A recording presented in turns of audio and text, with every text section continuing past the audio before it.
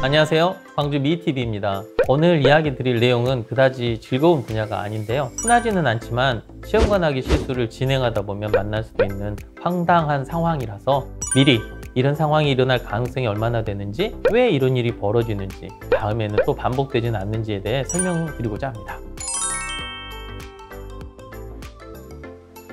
말 그대로 난자 채취를 했는데 난자가 하나도 나오지 않는 상황을 말합니다.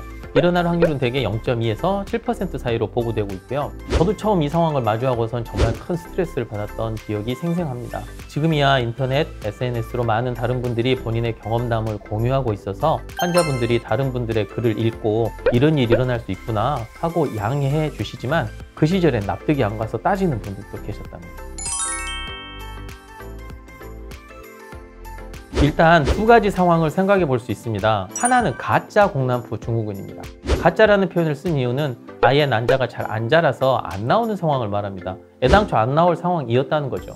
난자의 최종 성숙을 위해 필요한 HCG라는 주사의 혈중 농도가 낮은 상황을 말합니다. 몇 가지 추정해 볼 수 있는 이유가 있습니다. 일단 난포 내의 난자를 최종 성숙시키기 위해 난자 채취 36시간 전에 HCG라는 주사를 맞는데요. 이 주사 용량이 잘못돼서 제대로 된 충분한 양의 주사를 맞지 못한 경우를 생각해 볼 수 있겠습니다. 또는 소위 꽉 났다라고 이렇게 표현하는데요. 확률이 낮다고는 하지만 시판된 HCG 주사가 그냥 물주사, 즉 아무 효과가 없는 불량품일 수도 있습니다. 그리고 어떤 이유에서든지 HCG 주사의 생물학적 활성도가 감소돼서 제대로 효과를 내지 못하는 상태도 생각해 볼 수 있습니다. 즉 우리 몸이 받아주지 않는 상태라 생각하시면 됩니다. 마지막으로 환자분이 주사 맞는 것 자체를 잊어버리고 오신 경우도 드문 경우지만 저는 경험한 적이 있습니다. 가별한 주사를 잊어버리고 하루 안 맞으면 난자의 질에 조금 문제가 발생할 수도 있지만 채취는 됩니다. 하지만 최종 성숙을 위한 HCG 주사를 맞지 않으면 난자 채취 자체가 아예 안 되니까 이 점은 꼭 기억해 두시길 바랍니다. 이에 비해 진성 공난포 증후군은 HCG의 혈중 농도가 좋고 난포도 잘 자랐는데 난자 채취를 실패한 경우를 말합니다. 이에 대한 한 연구를 살펴보면 26명의 환자에게서 공난포 증후군이 발생했는데 성공적으로 채취된 환자군과 비교 결과 과별한 유도 방법, 호르몬 레벨의 변화 등에 있어서 아무런 차이가 없었다고 보고했습니다.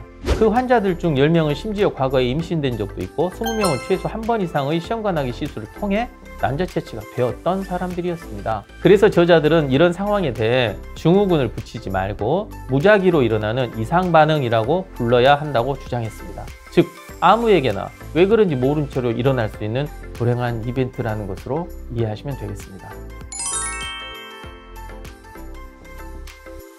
네, 불행히도 그렇습니다. 저자들에 따라 다르긴 하지만 다음에 다시 난자 채취를 했을 때 진성 공난포 증후군이 발생할 확률을 약 20% 정도로 보고하고 있습니다.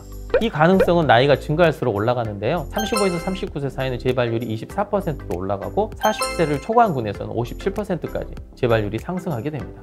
이런 분들에게 난자의 최종 성숙을 위해 맞는 주사인 HCG 제제를 맞은 후 난자 채취가 실패한 경우 다시 한번 HCG 주사를 줍니다. 그리고 24시간 후 다시 난자 채취를 해서 드물지만 한 번에 HCG 주사로 난자의 최종 성숙이 잘 일어나지 않고 난포 내에 붙어서 떨어지지 않는 미성숙 난자를 성숙시켜서 최종 난자 채취에 성공했다는 보고가 있습니다. 저 역시 이런 경우 초음파 검사를 해서 아직 작은 동난포가 많이 보이면 채취 다음 날부터 다시 과별한 주사를 맞고 보통의 주기를 2번 시행한 후 난자 채취를 해서 냉동하는 방법을 하기도 하고 말씀드린 대로 다시 HCG 주사만 맞고 재채취를 해보기도 합니다. 대부분 이런 두 방법을 사용하면 채취가 되니까 너무 걱정은 마시기 바랍니다. 당연한 이야기지만 시판되는 HCG 주사제가 드물게 효능이 없을 수도 있습니다. 그래서 타 회사의 똑같은 효능을 가진 주사제와 병합 투여를 하게 되면 두 회사 주사가 모두 불량품일 가능성은 거의 없으니까 이렇게 주사를 주는 선생님들도 계시고요. 기락요법이라는 방법으로 과별한 유도를 하는 경우는 난자의 최종 성숙을 위해서 사용하는 데카팩틸 주사를 오후 5시에 맞고 오비드릴 주사를 밤 9시에 맞는 순차 자극법을 사용할 경우 공난포 증후군은 거의 없고 난자 채취 개수가 늘어날 수 있기 때문에 이런 방법으로 대처를 하는 선생님들도 계십니다. 이런 방법을 영어로 이제 듀얼 트리거링이라고 하는데요. 이 방법이 사실 굉장히 근거 있는 시도입니다. 여성의 배란기를 모방해서 난포 자극 호르몬과 황체화 호르몬의 수치가 피크에 도달하게 하고 그 후 자연적인 상황이라면 배란된 난포에서 황체화 호르몬이 분비되는데 대신 두 번째 투여한 HCG 주사가 이 역할을 해서 황체기를 지속적으로 유지 유지하게 되고 그 결과 난자가 퇴축되지 않도록 해주는 상황이 발생하게 되는 것입니다. 즉 오후 5시에 주는 주사는 난포의 최종 성숙을 유도하고 밤 9시에 다시 주는 주사는 여러 수많은 호르몬과 내분비적인 상황이 관여하는 황체기가 잘 유지되게 하는 역할을 해서 난포에서 난자가 사라지는 일이 없도록 만들어줍니다. 오늘은 정말 주사 맞느라 고생했는데 결과는 황당하게 아무것도 채취된 것이 없다는 말 그대로 재앙 같은 상황인 공난포 증후군에 대해 알아보았습니다. 이 상황은 매우 드물고 이유 없이 발생하고 되풀이될 가능성도 있기 때문에 다음에 다시 시도할 때는 여러 대비책을 가지고 시술을 시행하는 것이 맞겠습니다. 그럼 다음 영상에서 뵙도록 하겠습니다. 감사합니다.